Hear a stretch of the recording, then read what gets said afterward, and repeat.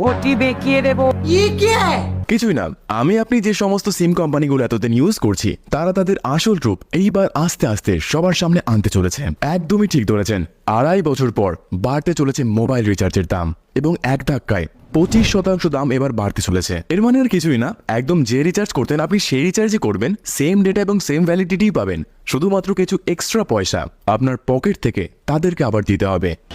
লাস্টবারেও মানুষ দাঁতে দাঁত চেপে সব সহ্য করে নিয়েছিল, তাদের সাথে অভিযোজিত হয়ে গিয়েছিল, খাপ খাইয়ে নিয়েছিল।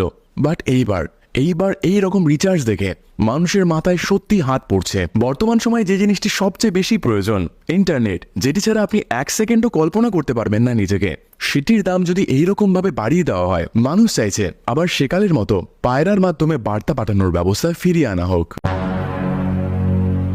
গত 27 জুন রিলায়েন্স জিওর পক্ষ থেকে একটি নোটিফিকেশন জারি করা হয়, এবং তার একদিন পরে একদমই কাল বিলম্ব